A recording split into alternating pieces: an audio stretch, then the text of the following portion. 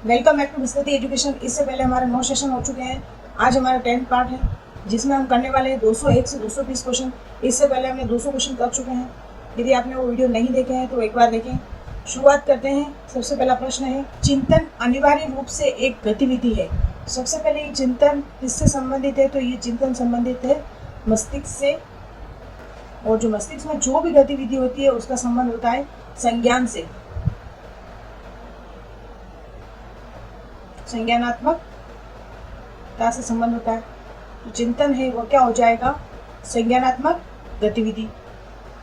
चिंतन का संबंध किससे है? तो मस्तिष्क से, और मस्तिष्क में क्या होता है? संज्ञान होता है। किसी भी क्रिया को करने के लिए जो सोच और विचार किया जाता है वही तर्क चिंतन कहलाता है, और यही संज्ञानात्मक गतिविधि है। और भावात्मक व्यवहार से संबंध हमारे संवेगों से होता है। शारीरिक गतिविधि से संबंध हमारा हाथ पैर द्वारा किए जाने वाले गतिविधियों से संबंधित है। नेक्स्ट देखेंगे क्वेश्चन, बीएस ब्लूम के अनुसार शिक्षण की प्रमुख प्रक्रिया का भाग नहीं है। इस बात को ध्यान में रखें कि पूछा क्या गया है। बीएस ब्लूम ने शैक्षिक उद्देश्य दिए थे, शिक्षण में अपना महत्वपूर्ण योगदान दिया था। उन्होंने एक ट्रायंगल में बताया था शिक्षक और शिक्षार्थी को जोड़ने का कार्य कौन करता है? पाठ्यक्रम करता है। तो सबसे पहले कौन आ जाएगा? शिक्षार्थी, शिक्षा को ग्रहण करने वाला, फिर आएगा शिक्षक, और इन दोनों के बीच की जो कड़ी है वो किसके माध्यम से शिक्षा दी जाएगी? तो वह किसके माध्यम से शिक्षण करवाया जाएगा? तो वह करवाया जाएगा पाठ्यक्रम। इस प्रकार के शिक्षण के 3 चरण बताए थे, शिक्षक, शिक्षार्थी और तीसरा पाठ्यक्रम। तो इसमें कौन कौन सा ऑप्शन है? शिक्षार्थी ब्लूम से द्वारा दिया गया शिक्षण का संबंधित है, पाठ्यक्रम भी है, शिक्षक भी है, समाज जो है वह इसमें नहीं। और समाज की बात कौन करता है? तो वाइगोत्स्की करता है। वाइगोत्स्की कहता है समाज और व्यक्ति दोनों आपस में अंतरक्रिया कर अधिगम करते हैं। इस बात को आप ध्यान में रखें। अपना ऑप्शन नंबर 1 इसमें सही हो जाएगा। नेक्स्ट क्वेश्चन देखेंगे, भाषा है। आज जो ये शिक्षण विधियों के क्वेश्चन है वह हिंदी से संबंधित है। भाषा क्या है? सामाजिक उपागम, विचार उपागम, अभिव्यक्त उपागम, उपरोक्त सभी। भाषा क्या है? भाषा अभिव्यक्त उपागम है, जिसके द्वारा हम अपनी भावनाओं, अपनी भाषा के माध्यम से अपने विचारों का, अपने भावों का करने क्या करते हैं? हम उसे अभिव्यक्त करते हैं। तो क्या हो जाएगा इसमें? अभिव्यक्त उपागम। ये भी इसमें ही समाहित है, लेकिन इसका जो प्रबल आंसर है वह क्या हो जाएगा? अभिव्यक्त उपागम हो जाएगा। निम्नलिखित में से भाषा बिंब नहीं है। सबसे पहले हम बात करें भाषा बिंब की। भाषा बिंब होता क्या है? भाषा के माध्यम से अपने मस्तिष्क पर बनने वाले बिंब या फिर उसकी छाया कहलाती है भाषा बिंब।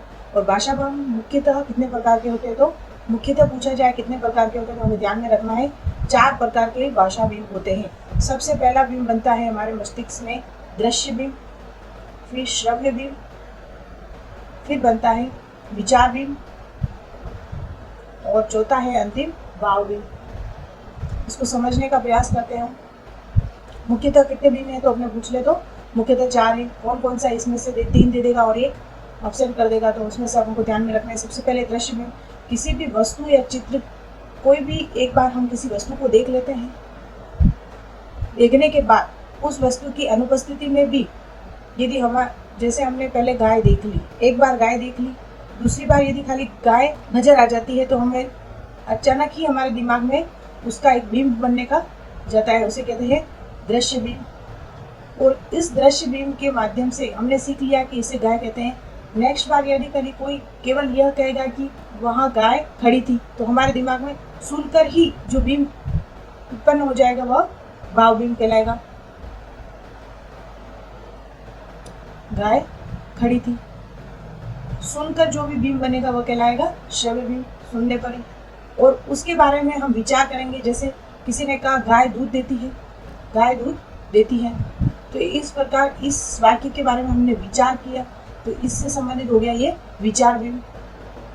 और इस विचार में यदि हम उसमें भावनाओं को और जोड़ दें तो बन जाता है भाव बिंब। जैसे गाय हमारी माता है, ये एक भाव बिंब बन गया, गाय हमारी माता है। इससे आप समझने का प्रयास करें। एग्जाम में पूछा जाएगा दृश्य बिंब, श्रव्य बिंब, विचार बिंब, भाव बिंब, कौन कौन से बिंब होते हैं तो हमें ध्यान में रखना है। देखकर जो भी बिंब बन रहा है वह दृश्य बिंब कहलाएगा। सुनकर किसी चित्र, किसी वस्तु के बारे में यदि बिंब बन रहा है तो श्रव्य बिंब, उसके बारे में विचार संबंधी बिंब, और उसमें यदि भावनाओं को जुड़ जाता है तो वह कहलाता है भाव बिंब। इनका क्रम भी अक्सर पूछ लेते हैं। तो सबसे पहले बनता है दृश्य बिंब, फिर धीरे धीरे श्रव्य बिंब, तीसरा विचार बिंब, चौथा भाव बिंब। इसमें पूछा गया है बिंब नहीं है, कौन सा नहीं है तो प्रश्न बिंब, ये किसी प्रकार का बिंब नहीं है। विचार बिंब हमने पढ़ा, भाव बिंब पढ़ा, दृश्य बिंब पढ़ा। नेक्स्ट क्वेश्चन देखेंगे, बालकों में शुद्ध लेखन के विकास में उपयोगी विधि है। शुद्ध लेखन के लिए किया जाता है सैनिक विधि, ध्वन्यात्मक विधि, श्रुति लेखन विधि और अनुकरण विधि। बालकों में शुद्ध शब्द लिखना चाहता है तो इसके लिए मानी जाती है श्रुति लेखन। श्रुति लेखन क्या होता है? अध्यापक कोई भी गद्य है, पाठ्य है, किसी का करता है वाचन, और उस वाचन को सुनकर छात्र अपनी कॉपी में या फिर पुस्तक में लिखते हैं। कोई भी वर्ड जैसे बोला अध्यापक ने आशीर्वाद, आशीर्वाद बोला, कुछ छात्र इस आशीर्वाद को अलग लिखेंगे। जैसे किसी बालक ने लिख दिया, अधिकतर देखा जाता है अशुद्धि में आता है ये आशीर्वाद, इस चीज को भी ध्यान रखें, ये करेक्ट है। इसमें अध्यापक बोलता है आशीर्वाद और बच्चे उसको सुनकर लिखते हैं। कुछ बच्चे सही लिखेंगे, कुछ बच्चे गलत लिखेंगे। जैसे ज्ञान होगा वो लिखेगा सही। इसके बाद क्या किया जाता है? अध्यापक द्वारा उसकी प्रतिपुष्टि की जाती है कि कौन सा सही है गलत है। तो उसमें शुद्ध लेखन अध्यापक फिर शाम पट पर लिखकर बता सकता है, स्वयं कॉपी में लिखकर भी बता सकता है। तो इससे बालक में शुद्ध लेखन का विकास सर्वाधिक होगा। सबसे पहले तो वह स्वयं सोच के लिखेगा, उसके बाद उसमें करेक्शन करेगा। तो इस प्रकार श्रुति लेखन ये प्रक्रिया अपनाई जाती है। तो इसमें जो अपना आंसर है शुद्ध लेखन में सबसे उपयोगी पूछा जाए तो हमें श्रुति लेखन विधि करनी है। पक्षियों का चहचहाना मस्तिष्क में कैसा बिंब बनता है? हमने बात करी थी पक्षियों का चहचहाना, तो किस प्रकार मस्तिष्क में चहचहाना, तो किस प्रकार सुनकर, किस प्रकार जैसे पक्षी चहचहा रहे हैं तो एक सुनकर जो बिंब बना वो कहलाएगा अपना श्रुति बिंब। इसका जो आंसर हो जाएगा अपना बी आंसर हो जाएगा। नेक्स्ट क्वेश्चन देखेंगे, सूक्ष्म से स्थूल की और शिक्षण सूत्र की पालना किस विधि में स्पष्ट दिखाई देती है? तो सबसे पहले हम माने जो सूक्ष्म होता है नियम हमेशा सूक्ष्म होता है और स्थूल होते हैं उदाहरण। नियम से उदाहरण की ओर कौन सी शिक्षण विधि कार्य करती है? तो निगमन विधि। और उदाहरण से यदि पूछा जाए स्थूल से सूक्ष्म तो हो जाएगा अपना आगमन विधि, और सूक्ष्म से स्थूल जो भी उदाहरण होते हैं वह स्थूल होते हैं। तो इसमें जो आंसर है वो निगमन विधि हो गया। अगला क्वेश्चन है, दल शिक्षण है, चारों ऑप्शन पढ़ने हैं। स्कूल में शिक्षकों के समूह के मध्य प्रतिस्पर्धा बनाना, तो दल शिक्षण का उद्देश्य ये नहीं होता है। शिक्षकों की अनुपलब्धता, ये कोई कमी है विद्यालय में कि शिक्षकों की अनुपस्थिति है, कम है, से निपटने का एक उपाय है। रुचि, विशेषता और संसाधनों का संपूर्ण प्रयोग करते हुए शिक्षण करवाना, ये दल शिक्षण का उद्देश्य हो सकता है। शिक्षकों के समूह द्वारा शिक्षण, इससे समूह भी के द्वारा शिक्षण होता है। बालकों की योग्यता के आधार पर समूह में बैठकर शिक्षण कार्य करवाना, बालकों की योग्यता के अनुसार नहीं है इसमें। इन दोनों में से जो प्रबल आंसर हो जाएगा, शिक्षक की अनुपलब्धता से निपटने का एक उपाय भी है। रुचि, विशेषता, संसाधन एवं संपूर्ण प्रयोग करते हुए शिक्षण करवाना। निम्न में से कौन सा एक गद्य का क्षेत्र नहीं है? कबीर के दोहे, यह क्या है? पद्य का भाग है। एक होता है गद्य, एक होता है पद्य और एक होता है चंपू। तीन होते हैं। गद्य में जैसे कहानी है, स्मरण है, निबंध है, इस प्रकार के, और पद्य में क्या हो जाएंगे? दोहे है, कविता है। और चंपू गद्य और पद्य दोनों का मिश्रित रूप कहलाता है चंपू। इस बात को भी ध्यान में रखें। निम्न में से कौन सा एक गद्य का क्षेत्र नहीं है? तो कबीर के दोहे, ये गद्य से संबंधित है। स्मरण है, निबंध है, ये सारे गद्य के भाग हैं, विधाएं हैं। नेक्स्ट क्वेश्चन है, वे सहायक सामग्री जो केवल दृश्य के माध्यम से अधिगम करती है तो क्या कहलाएगी? सिंपल सा प्रश्न है, दृश्य सामग्री। नेक्स्ट क्वेश्चन है, निम्नलिखित में से मूल्यांकन की विशेषताएं नहीं है तो मूल्यांकन की विशेषताएं कौन कौन सी? विधिता भी है, व्यवहारिकता भी है, वस्तुनिष्ठता भी है और ये सरलता मूल्यांकन की विशेषता नहीं है। नेक्स्ट क्वेश्चन देखेंगे, शिक्षण अधिगम प्रक्रिया में शिक्षण कार्य होता है। शिक्षण अधिगम प्रक्रिया, अधिगम मतलब शिक्षण को जो सीखने की प्रक्रिया है उसमें शिक्षण का कार्य कैसे होता है। कला और विज्ञान दोनों, सामान्य कार्य, एक प्रकार की कला और एक प्रकार का विज्ञान, ये प्रश्न आया हुआ है। तो कला और विज्ञान दोनों ही शिक्षण एक कार्य है। किस प्रकार आप शिक्षण करवाते हैं, ये कला है, और नए नए प्रयोग किए जाते हैं जहाँ पर वह कहलाती है विज्ञान। और शिक्षण में हमेशा डेली नए से नए प्रयोग करना संभव है। तो अपना इसमें आंसर हो जाएगा ऑप्शन नंबर 1। नेक्स्ट क्वेश्चन देखेंगे।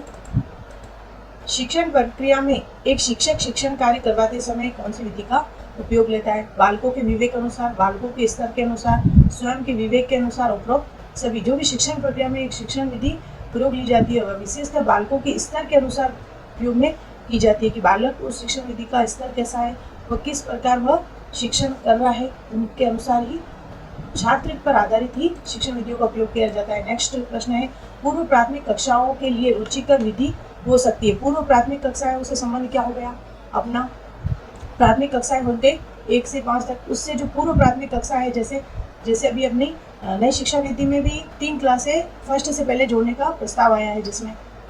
और पूर्व प्राथमिक कक्षा वर्तमान में कौन सी है, तो ये जो आंगनवाड़ी केंद्र है वो पहले, जहाँ पर शिक्षण किसके माध्यम से करवाया जाता है, खेल खेल के शिक्षा करवाई जाती है, डांटन विधि, कहानी के माध्यम से। तो पूर्व प्राथमिक शिक्षा उपरोक्त सभी के अनुसार जो अपना आंसर हो जाएगा सही हो जाएगा।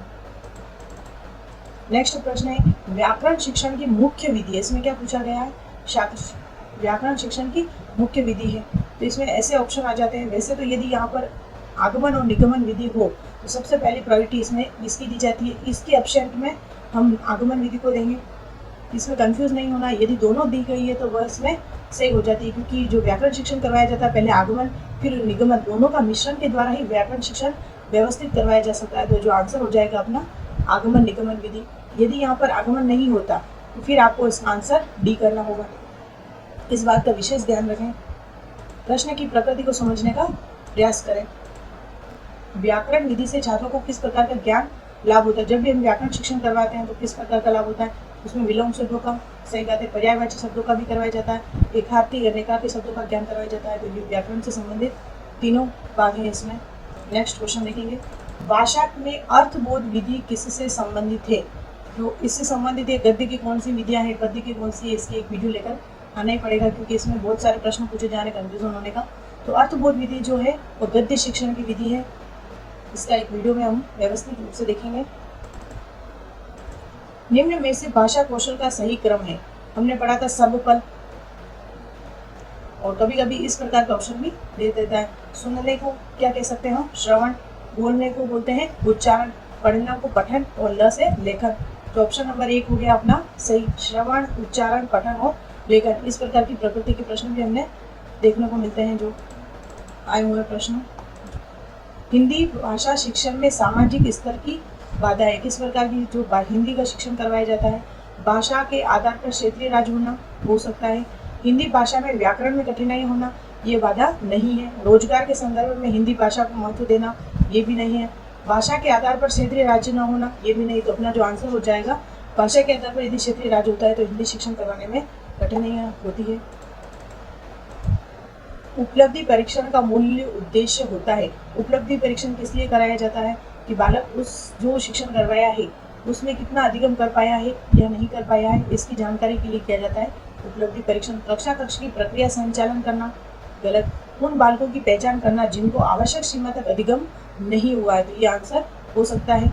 वार्षिक अंक तालिका तैयार करना, अंक तालिका करना किसी भी परीक्षण का मूल उद्देश्य नहीं हो सकता है। परीक्षा प्रणाली की रूपरेखा तैयार करना, रूपरेखा भी नहीं है। तो इसमें ऑप्शन अपना आंसर भी हो जाएगा। उन बालकों की पहचान करना जिनको आवश्यक सीमा तक अधिगम, जो उद्देश्य हमने रखा था उस बालक के अधिगम का, वह हुआ है या नहीं, उसकी जानकारी के लिए उपलब्धि परीक्षण किया जाता है। नेक्स्ट क्वेश्चन देखेंगे, सतत एवं समग्र मूल्यांकन की शैक्षिक क्रिया के अंतर्गत आता है शारीरिक स्वास्थ्य, बालक का अकादमिक विकास, जीवन कौशल अभिवृत्तियां, सृजनात्मकता। जो मूल्यांकन की शैक्षिक क्रिया है वो शैक्षिक क्रिया में आ जाएगा, बालक की अकादमिक विकास से संबंधित प्रश्न आ जाएगा। आज का जो हमारे क्वेश्चन आंसर का सेशन है वो यहीं तक है। Thank you so much. Like, share and subscribe. यदि आप फ्री नोट्स चाहते हैं तो विस्तृत ऐप डाउनलोड कीजिए। Thank you so much.